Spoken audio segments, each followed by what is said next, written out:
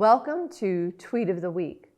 I am very excited to be joined today by Mike Watson, who is the principal of the Frederick County Virtual School. Mike, thank you so much for taking time to be here with me today. Lots of buzz about the blended virtual program that's coming to elementary and middle and high school.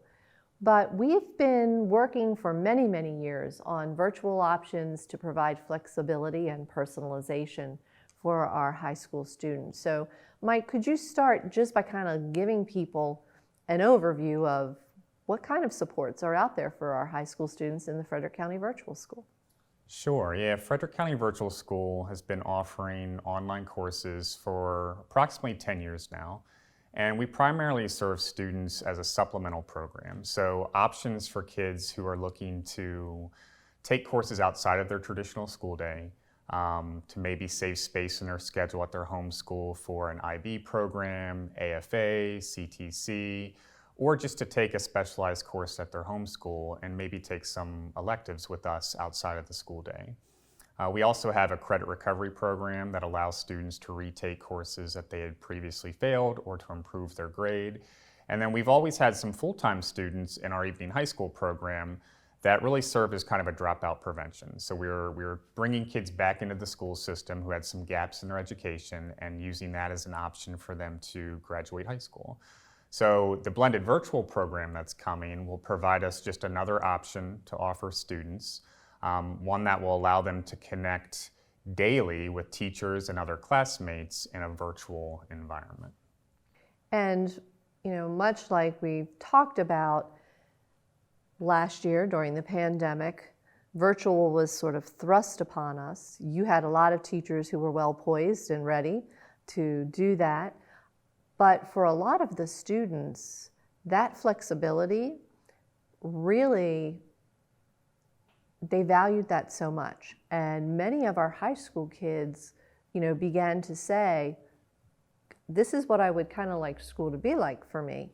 And we even saw for some of our students, because of some of that flexibility, it was easier to take care of all the things they're trying to juggle. We have a lot of our students who are working and, engaged in a lot of activities outside of school. And so there was a demand for more of a full-time approach to education. And I'm really excited and want to thank you publicly for stepping up and embracing that, because you're going to have a lot more students being part of the Frederick County Virtual School this year, and more staff coming in to support that.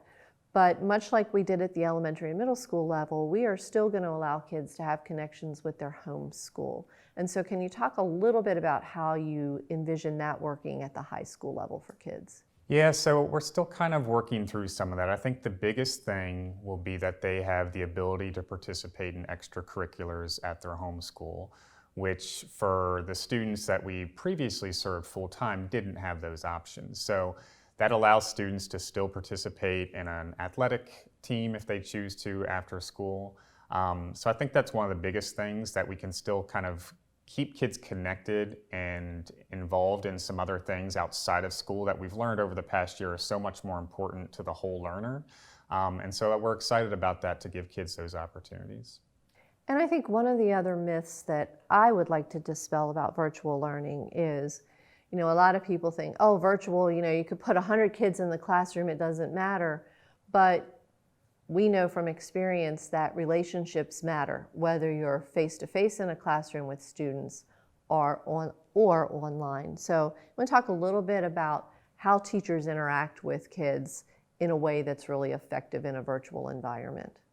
Yeah, I think, we've learned a lot over the past year, and it's hard to make personal connections if you have 30 to 40 students all on a screen. So, how do we make connections with smaller groups of students, kind of limiting our class size, maybe building in an advisory block where we can have students who meet with a teacher on a regular basis to do things like social emotional learning, just to get to know each other, some team building exercises. What's unique about the blended virtual program is we're bringing kids from all over the county into one classroom. So there's going to be a lot of students who don't know each other. And so we need to spend some time getting to learn about each other, valuing the different experiences that we bring to the table.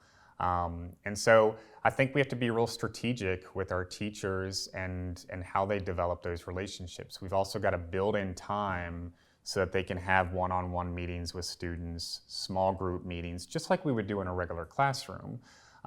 So we're going to have to do a lot of professional learning with our staff on how they use their instructional time, because I don't necessarily think it's good for teachers or students to just be on a screen for 7.5 hours. So we need to build some opportunities to go work in small groups, go do some independent work, and also come back and reconnect as a group on our Google Meets when we're running the blended virtual program. Absolutely. And there were many lessons learned from last year. We have a lot of teachers who are very excited about this approach and want to do some of those innovative things.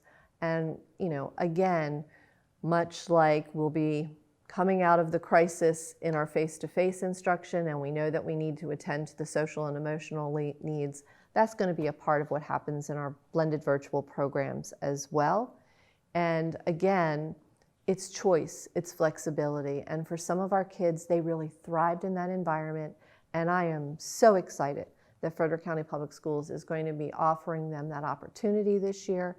And we were talking about the fact that you're going to have some freshmen and sophomores coming in, and if they say to us, can this be my high school experience?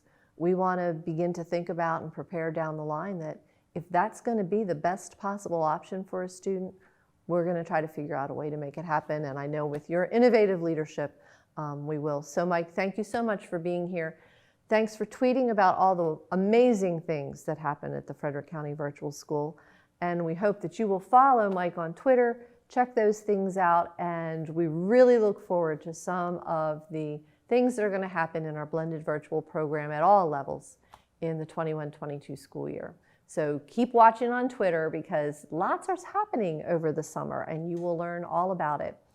And until next time, we will see you again on Tweet of the Week.